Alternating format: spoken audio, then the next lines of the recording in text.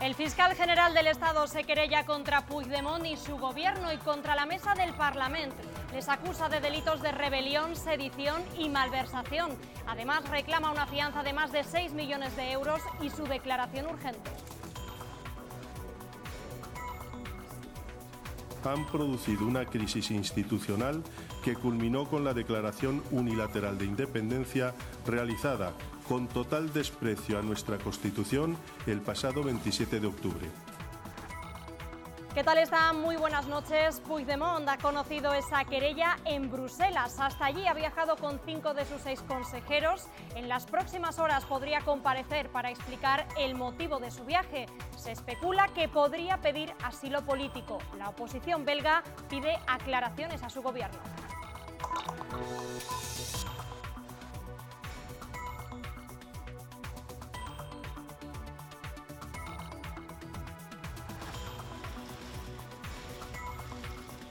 Y aquí en Castilla y León seguimos desgranando los presupuestos para el año que viene. Sanidad se lleva la partida más alta de todas las consejerías. Invertirá en cirugía robótica para León, Salamanca y Valladolid y abrirá unidades de cuidados paliativos en todas las provincias. Alcanzará un nuevo máximo histórico en la cuantía por habitante, 1.523 euros por tarjeta sanitaria, lo que supone casi un 3,8% más que en 2017. Y esta mañana conocíamos el presupuesto para educación, 68 millones más de euros que el año pasado.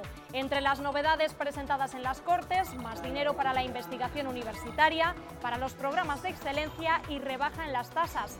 Después nos lo explicará el propio consejero en directo desde este plató.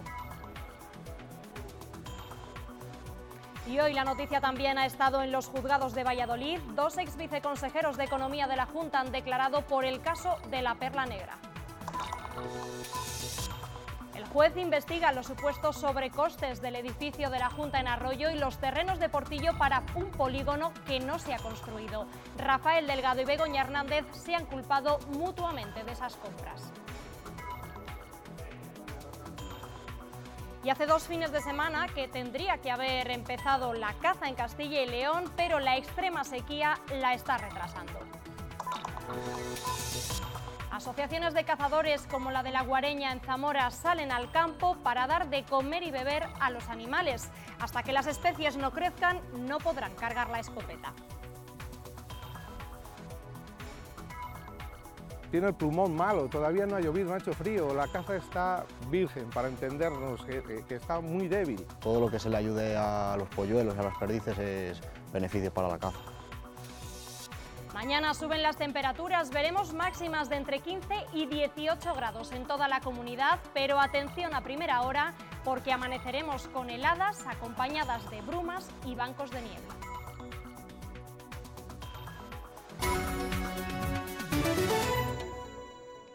El fiscal general del Estado se querella contra Carles Puigdemont, contra sus exconsejeros de la Generalitat y contra la Mesa del Parlamento de Cataluña en el Tribunal Supremo y la Audiencia Nacional. Les acusa de delitos de rebelión, sedición y malversación de fondos y les pida que comparezcan urgentemente. La Fiscalía General del Estado ha iniciado la vía judicial por la declaración de independencia. Ha interpuesto sendas querellas por delitos de rebelión, sedición, malversación y otros conexos contra los principales responsables políticos de la Generalitat de Cataluña. La primera querella se presenta en la Audiencia Nacional contra Carles Puigdemont y quienes formaban parte de su ejecutivo hasta el viernes, que ya no son aforados. La Fiscalía considera que en los últimos 2 años han estado instigando un sentimiento de rechazo contra las instituciones españolas. Han desobedecido al Tribunal Constitucional y han dinamitado los cimientos del Estado de Derecho. Han producido una crisis institucional que culminó con la declaración unilateral de independencia realizada con total desprecio a nuestra Constitución. Además, les exige una fianza de responsabilidad civil de 6,2 millones de euros por las partidas con las que organizaron el referéndum. La segunda querella la ha presentado en el Tribunal Supremo contra Carme Forcadell y el resto de miembros de la Mesa del Parlamento de Cataluña de partidos independentistas y el de Cataluña Sí que es Pot y les acusa de los mismos delitos. El fiscal general pide que se les cite a declarar con urgencia y que se estudie si procede a aplicar algún tipo de medida cautelar, atendiendo a la gravedad de los hechos y de los delitos imputados. aunque el Ministerio Público no las adelanta y esperará que acudan a declarar. Carles Puigdemont ha conocido esta querella en Bruselas, a donde ha viajado con 5 de sus exconsejeros. Su posible presencia allí se ha convertido en un asunto de Estado para Bélgica, según vemos en las portadas de sus periódicos. Muchos se preguntan si está realmente allí, ya que no se han conseguido imágenes suyas. Otros especulan con la posibilidad de que vaya a pedir asilo, aunque el gobierno belga lo desmiente y asegura que para demandarlo hay que acreditar una persecución seria. El calendario electoral ha comenzado a correr en Cataluña. PDeCAT y Esquerra ya han confirmado que se presentarán a los comicios del 21 de diciembre. Menos claros han sido desde la CUP. Hoy también era el primer día laborable desde la proclamación de la independencia y aunque algunos exconsejeros han hecho caso omiso a las órdenes de abandonar sus despachos, todo ha transcurrido con normalidad. Hasta el próximo martes los partidos podrán registrar si se presentan en coalición para las elecciones catalanas del 21 de diciembre. Una semana después finaliza el plazo para las candidaturas únicas. Así arranca el calendario electoral al que el PDeCAT, que reunía este lunes a su ejecutiva, ha dicho que se sumará. Señor Rajoy, nos vamos a encontrar en las urnas, los demócratas catalanes nos encontraremos en las urnas. En la primera aparición desde su cese, el exvicepresidente guarda silencio. Y desde su partido, ambigüedad sobre la convocatoria electoral, aunque se deduce que también estarán presentes. Delante nos han puesto una trampa en forma de elecciones, una trampa que debemos afrontar. Unas elecciones que no son legítimas. Mientras desde la CUP no aclaran sus intenciones y apuestan por seguir en rebeldía. Elecciones que en ningún caso hay que avalar, sino que hay que confrontar. Las elecciones han copado la actualidad del primer día laborable desde que se aprobó la aplicación del 155 y en la sede del gobierno catalán algunos de los altos cargos cesados han intentado desafiar las órdenes de los Mossos de abandonar sus despachos. Asumiré el mandato que nos ha encomendado el pueblo de Cataluña. A partir de ahora continuaré con la agenda del día de hoy. Seguimos. Me has preguntado si me siento cesado. Os he dicho que no, porque me tiene que cesar mi gobierno. A partir de aquí, además son consideraciones que hago yo. Fuera de Cataluña, el ministro del Interior se ha reunido con el nuevo jefe de los Mossos, Ferran López, mano derecha de Trapero, con el objetivo de darle instrucciones para los próximos días. Esta crisis está abriendo también un cisma en Podemos. La Dirección Nacional ha desautorizado a su líder en Cataluña, Albano Dante Fachín, porque participó sin enseñar su papeleta en la votación de independencia. La formación morada consultará a la militancia este fin de semana para decidir si reedita su coalición con los comunes de Ada Colau para las elecciones del 21 de diciembre. No es el único frente en Podemos. Los anticapitalistas reconocen en un comunicado a la nueva República Catalana. Pablo Iglesias asevera que con ese planteamiento están fuera del partido. Los términos de ese comunicado están políticamente fuera de Podemos. Recordar que el máximo órgano en Cataluña no es ni la dirección de Podemos estatal ni la dirección de Podemos en Cataluña. Es las bases, los inscritos y las inscritas, la Asamblea Ciudadana.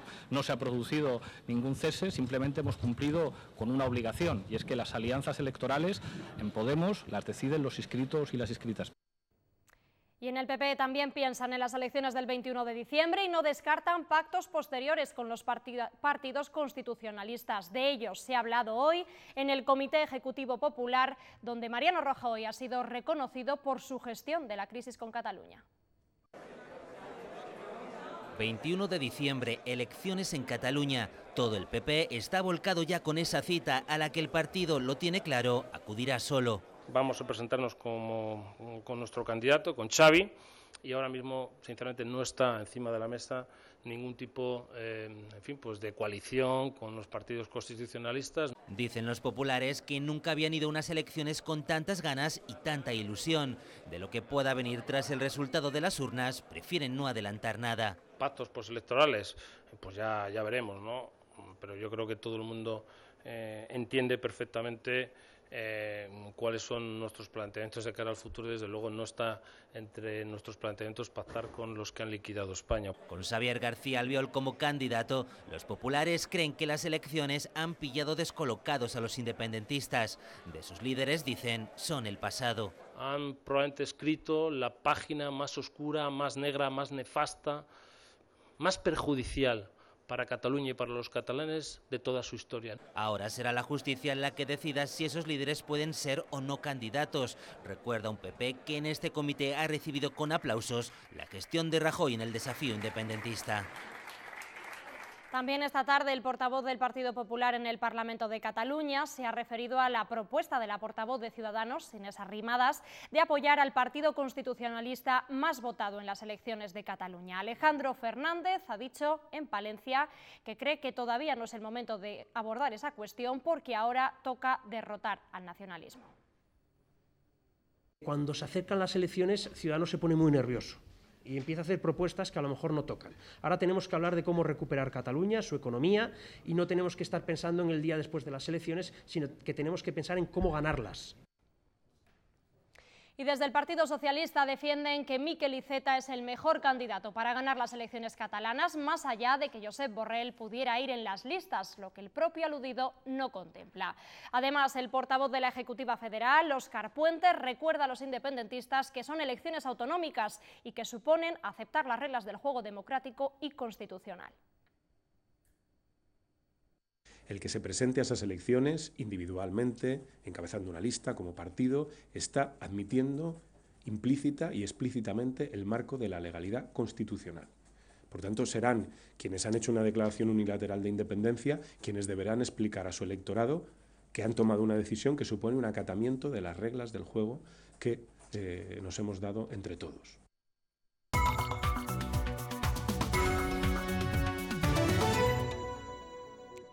Más de 3.500 millones de euros irán destinados a la sanidad el próximo año. Es el presupuesto más elevado de toda la Junta. Aumenta un 3% respecto al año anterior y llega a destinar más de 1.500 euros por tarjeta sanitaria.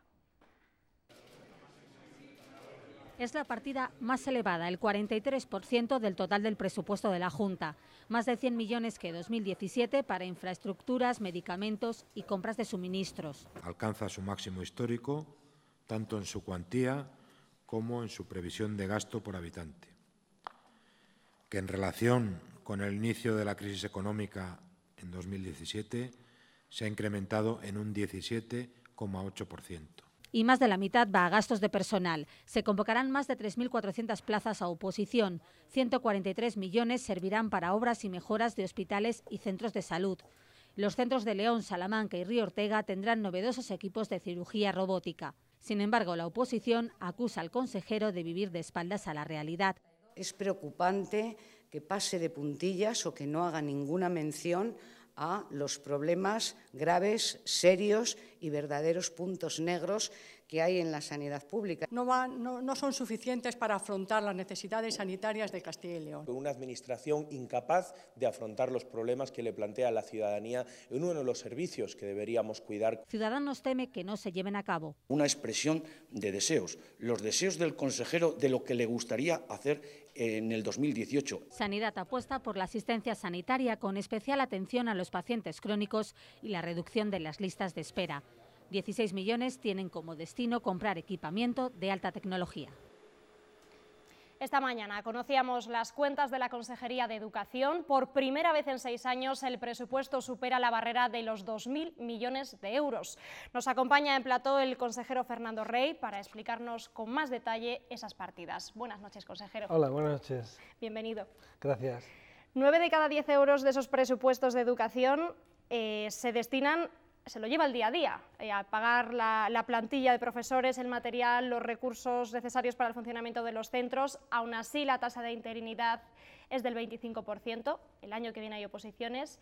No sé si las 1.500 plazas convocadas cree que van a ser suficientes para dar esa estabilidad que critican desde oposición y sindicatos. Claro, evidentemente con 1.200 plazas no vamos a reducir la interinidad por debajo del 10%, lo que sería nuestro objetivo, pero sí vamos a irla reduciendo, ¿no?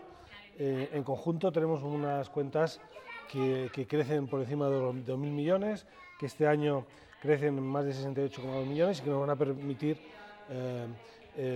cumplir los compromisos de legislatura, ¿no? Gracias a los acuerdos con los agentes del diálogo social y con Ciudadanos, el próximo año van a aumentar las becas, aumentan las ayudas al estudio. No sé cuáles son los aumentos de esas ayudas, las más importantes, las que considera más importantes para el próximo año. Bueno, por fin el próximo curso vamos a reducir las tasas de matrículas, de primera matrícula, de los grados, de posgrados, de todas las matrículas en un 5%. Vamos a intentar en presupuestos sucesivos bajarlas hasta equipararlas con la media nacional. Creo que esta es una medida largamente deseada y reivindicada por muchas personas. De todos modos, debo aclarar que de todos los alumnos de las universidades públicas de Castilla y León, solo, entre comillas, pagan matrícula el 45%. El 55% es totalmente gratuita la matrícula. De ese 45% que sí lo paga, va a poder tener acceso al 5%. En general, estos presupuestos son muy sociales, se incrementan las partidas de becas, de ayudas de todo tipo, recuperamos las ayudas Erasmus para que los alumnos puedan ir en mejores condiciones al extranjero, etcétera, ¿no? Eso en cuanto a la parte universitaria. Y en el resto de sectores de educación, ¿qué otras ayudas destacaría? Sí, bueno, en universidades también destacaría el importante aumento, casi doblamos el dinero que dedicamos a la investigación universitaria con varios programas nuevos, ¿no? Y en la no universitaria yo destacaría pues el refuerzo de los programas de mejora de resultados de nuestros escolares, sobre todo en matemáticas, pero no solo. Vamos a recuperar medidas anteriores a la crisis, como el refuerzo de materias realizado por el propio profesor por las tardes, de los alumnos que tienen más dificultades. Vamos a trabajar mejor el bilingüismo, vamos a atender mejor a los alumnos con necesidades educativas especiales, poniéndoles más orientadores, más profesores de pedagogía terapéutica, de apoyo de audición y lenguaje, etcétera. Vamos a abordar el problema de los colegios con alta densidad de minorías étnicas, con una medida pionera y, en fin, también una medida muy importante, y es que prácticamente el próximo curso la mitad de todos nuestros escolares que realizan los estudios básicos van a tener todos sus libros gratis. Una de las novedades también que hemos conocido ha sido que se ha renovado el convenio con los centros concertados. Se cierran 19 clases por falta de alumnos, pero aumentan 20 millones, me parece que era la cifra, el presupuesto. Es una de las medidas, me parece, más criticadas por la oposición. Si le parece, vamos a escuchar sus comentarios y después nos lo explica y lo valoramos. Muy bien. El dinero para pagar al profesorado, ese que se ha reducido de manera sustancial en los últimos años, para la educación pública crece en un 1,4%. Para la educación concertada en el 5%. Y hoy, sin avergonzarse, el consejero ha reconocido que todavía faltan 20 millones de euros más. Si faltan, ¿por qué no los han puesto?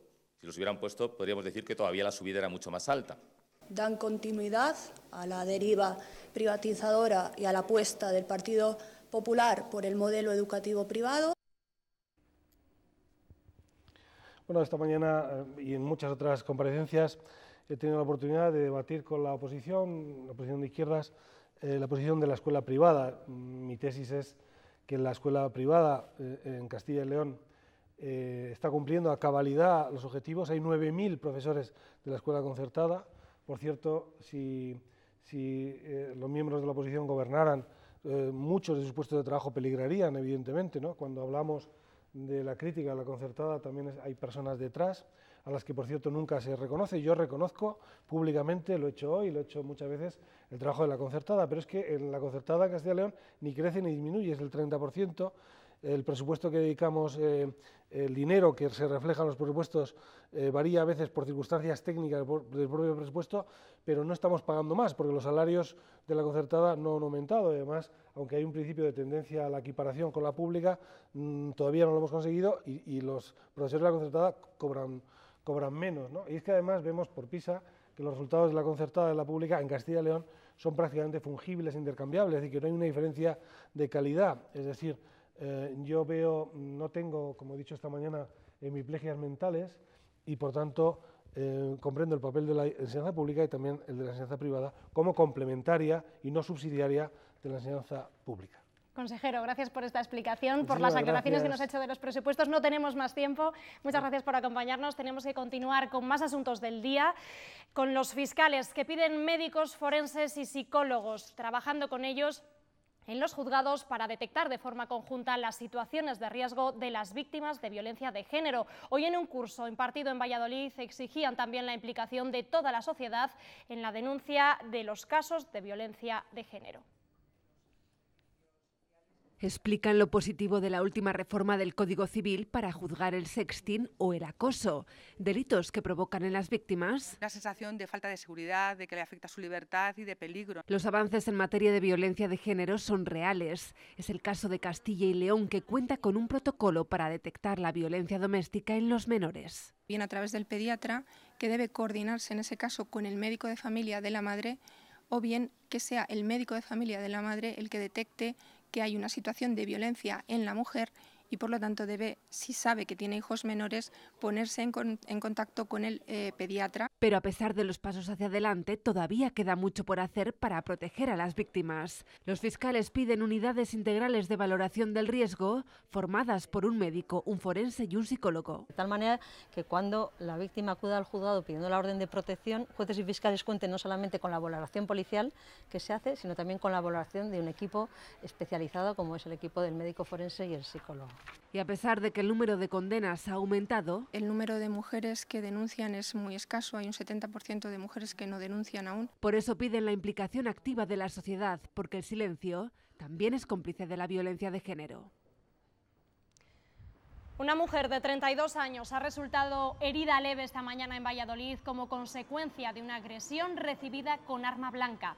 La policía ha detenido a un hombre de 41 años, pareja de la mujer herida, como presunto autor de la agresión. El suceso ha ocurrido en la avenida de Palencia, en el barrio de La Rondilla. La mujer ha sido atendida en el hospital Río Ortega por una herida en el abdomen y ya ha sido dada de alta. Mañana se celebrará el juicio. Y en Madrid, la Policía Nacional ha detenido a un marroquí de 34 años por su presunta integración en Daesh. El arrestado hablaba de derramar sangre en España y de morir como un mártir. Desde junio de 2015, fecha en la que el Ministerio de Interior elevó a 4 el nivel de alerta antiterrorista, los agentes han detenido ya a 206 terroristas en España.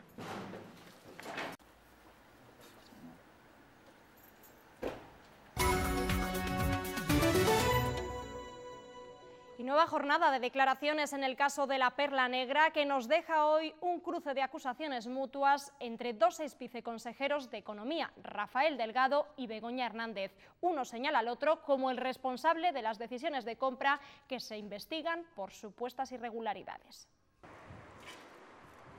Así se marchaba Rafael Delgado acompañado de su abogado tras declarar en esta ocasión por los sobrecostes de la compra del edificio Soluciones Empresariales en Arroyo, de la encomienda y de los terrenos para el polígono de Portillo en Valladolid. 3 horas de declaración para intentar rebatir el testimonio previo de Begoña Hernández, su sucesora entre 2007 y 2015 en la Viceconsejería de Economía, que lo ocupó de 2003 a 2007. Hernández, según su propio abogado, que se negó a que se le grabara, se ha reafirmado durante 2 horas en la profesionalidad de sus decisiones, en que la compra del edificio de Arroyo se ajustó al precio de la tasación menor y que los terrenos de Portillo era una operación exagerada y complicada, por lo que al llegar a la viceconsejería intentó paralizar el proceso. El abogado de Delgado ha presentado una escena totalmente diferente. Ha insistido en que Begoña Hernández tenía facultades ejecutivas porque buena parte de ambas operaciones se realizaron durante su vicepresidencia y fueron consensuadas en el seno de la consejería. Señala que ella fue quien informó sobre la compra de los terrenos de Portillo en el Consejo de Gesturcal, empresa pública encargada de estas adquisiciones. Y arranca la tercera semana del juicio por la explosión de gas en la calle Gaspar Arroyo de Palencia, en la que murieron 9 personas. Hoy un perito de la Junta ha confirmado que la causa de la explosión fue un escape en la válvula de conexión. También que la prueba que realizó el Instituto Nacional de Técnica Aeroespacial, en la que determinó que el retén de la válvula tenía una fuga, es correcta. Bankia ha ganado 739 millones de euros hasta septiembre, un 1% más que en el mismo periodo del año pasado. Así lo ha anunciado hoy su consejero delegado, José Sevilla, quien mantiene la confianza en que el FROB venderá una parte de sus acciones de Bankia antes de finales de año, aunque ha matizado que se trata de una decisión del accionista.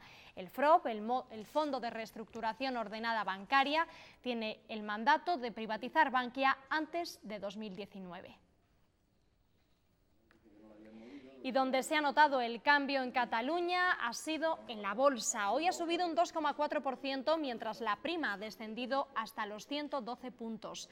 Incrementan también la facturación de Normandors Technologies, 4 millones de euros más que en esta época de 2016. La empresa espera cerrar el año con una venta de 21 millones de euros. A pesar del crecimiento, la dirección no está del todo satisfecha con la evolución de la compañía, que cuenta con 280 trabajadores.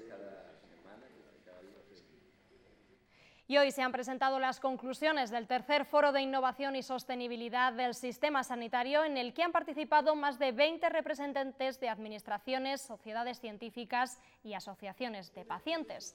El futuro del sistema de salud pasa, según este foro, por la innovación, la mejora de la comunicación y la colaboración entre lo público y lo privado, pero también entre las distintas comunidades autónomas, ya que los 17 sistemas de salud comparten en gran medida los mismos problemas. Las políticas que en algún momento fueron eficaces, pues igual es el momento de repensar si siguen siendo. Y algunas aproximaciones, pues habrá que, si no evolucionarlas, pues directamente cambiarlas. La innovación está reñida con el corto. La innovación es de ciclo largo y la innovación va añadida a riesgo.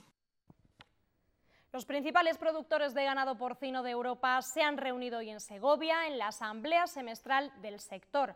Aseguran que goza de buena salud, especialmente en España, que es junto a Alemania la principal productora, pero recuerdan que sin ayudas, en un mercado global, la calidad no puede competir con los precios.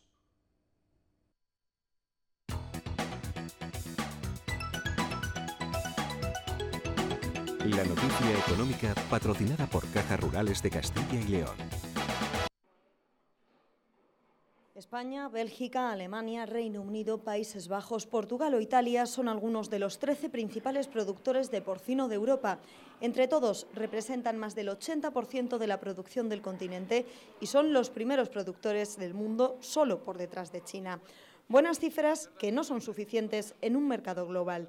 ¿Cuál es el problema? Pues que Estados Unidos, Brasil y Canadá no tienen que cumplir las normativas que tenemos nosotros ni en bienestar animal, ni en seguridad alimentaria, ni en sanidad animal, con lo cual ellos siempre van a partir con una ventaja, que es van a tener unos costes de producción en torno a un 10 o un 15% más baratos que nosotros. Apostar por la calidad y la eficiencia frente al bajo precio es el objetivo de un sector que, recuerdan los productores, no recibe ayudas. No tenemos ninguna subvención, nos dependemos directamente de la oferta y la demanda a nivel global.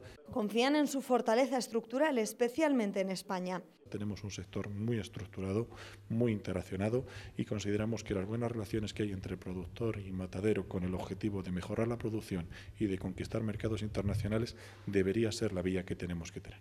Aseguran que gracias a la labor de los ganaderos y las industrias cárnicas, nuestro país se ha posicionado en los últimos años en el top de la producción porcina a nivel mundial. Esta mañana el vicepresidente de la Junta ha explicado a los delegados territoriales los fondos que se destinarán a impulsar la ordenación del territorio.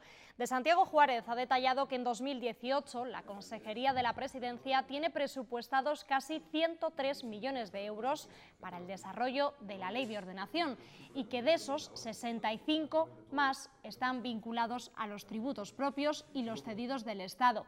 Además, la consejera de Familia ha desgranado el acuerdo que regula la financiación de la Junta a las corporaciones locales para los servicios sociales, que supera los 316 millones de euros.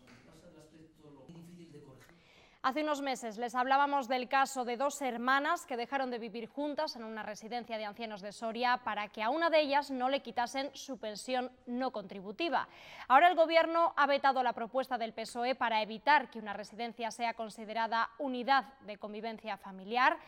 La albacea de una de las hermanas presentará la próxima semana en el Congreso las 135.000 firmas recogidas en la plataforma change.org para cambiar la ley.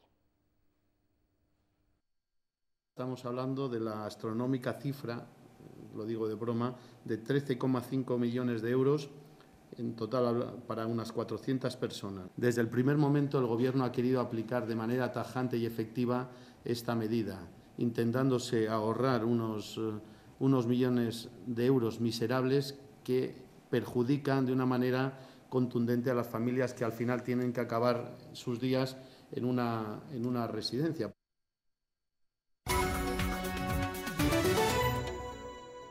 En muchos cotos de Castilla y León aún siguen sin apretar el gatillo porque los animales no están preparados. La sequía los ha debilitado.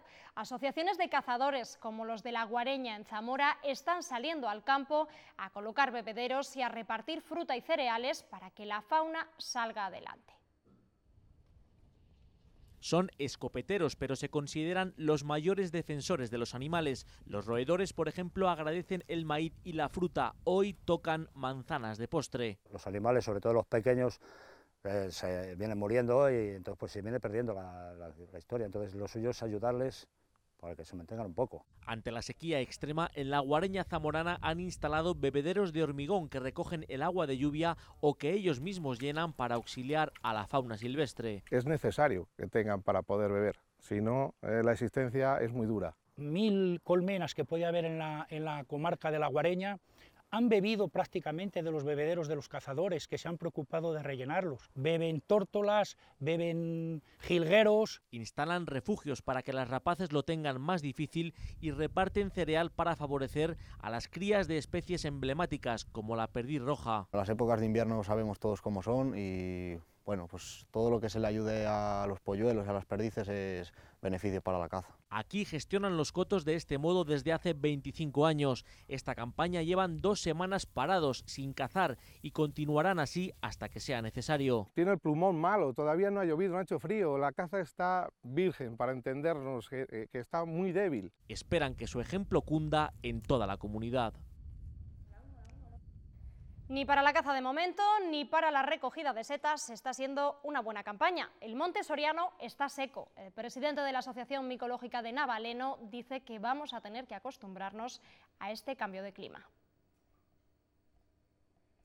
Creemos que vamos a tener que limitar, ¿no?, lo que son pues parte del aprovechamiento de estos recursos por el tema de que la sequía va a seguir siendo pertinaz y nos vamos a ver limitados a poder recoger las setas en el entorno. Castilla y León ha llevado hoy hasta San Sebastián su oferta gastronómica Buscasetas. La Junta ha presentado en la Basque Culinary Center de la ciudad vasca los menús micológicos que desde el sábado se ofertan en 174 restaurantes de Castilla y León. Los comensales podrán disfrutar de menús cocinados con diferentes tipos de setas y hongos. La comunidad recibe cada año más de 250.000 micoturistas que proceden principalmente de Madrid, de País Vasco y también de aquí, de Castilla y León. Y vamos ya con nuestros compañeros de deportes, que creo que ya tienen todo listo para, a partir de las 9:30, repasar lo más destacado del fin de semana. Fernando Escudero, buenas noches. ¿Qué tal, María? Muy buenas noches. Ya estáis listos. Creo que hoy balón de oxígeno para la Ponferradina, que ha roto su mala dinámica de resultados. Pues sí, todo preparado, y a destacar sobre todo esas 6 jornadas que llevaba sin ganar el conjunto berciano y que empezaba el partido frente al Pontevedra como colista del Grupo 1 y con su entrenador Carlos Terrazas jugándose el puesto. Cuando la afición ya había perdido toda esperanza, esta impresionante chilena de Pallarés en el minuto 94 daba una vida extra al técnico bilbaíno. La Ponferradina no sale del descenso y ojo, porque este miércoles se va a enfrentar, ahí es nada, en la Albuera, a la Gimnástica Segoviana. Porque tenemos jornada intersemanal en Segunda División B, también naturalmente analizaremos todo el baloncesto con Alex Arenas y por supuesto lo más destacado de la crónica polideportiva. Gracias, Fernando, estaremos atentos. Hasta luego. Nosotros seguimos con más temas, con difundir, con el lionés, difundirlo, poniendo el acento en sus distintas variantes de provincias como Zamora, Salamanca o incluso zonas de Portugal, es el objetivo de la segunda parte de un documental sobre esta lengua titulado Lionés de Sanabria a Rebollal, una producción de Riz y Comunicación para Radio y Televisión Castilla y León, que se emitirá el próximo miércoles. Cepedanu, Cabreirés, Senabrés, Alistanu, Mirandés, Sayagu, Arribeñu. El leonés es una lengua heterogénea con muchas variantes. Son sus falantes quienes la mantienen viva y quienes hacen de hilo conductor de su historia en Lionés de Sanabria a El Rebollal, la segunda parte de una serie documental que sale del ámbito de León provincia para visitar otros territorios unidos por este dialecto. En esta oportunidad hemos salido de León para irnos a otras provincias, a Salamanca, a Zamora, incluso en parte a Portugal. La intención de esta segunda parte es difundir el leonés como lengua y destacar que su herencia patrimonial está llegando a las nuevas generaciones. Se enseña la lengua como un todo, ¿no? Como una unidad cultural, con las tradiciones, con su identidad, idiosincrasia de las zonas donde se habla. Un repaso por la historia de las distintas variantes del leonés que la 7 de Radio Televisión Castilla y León emitirá este miércoles. Y al final, un medio de comunicación no solamente es ofrecer información o ofrecer entretenimiento, sino también poder ofrecer orgullo y prestigio de una tierra que tiene muchas cosas, pero también tiene historia y tradiciones. Un trabajo que narra la historia del viejo reino, contada, eso sí, con su propio vocabulario.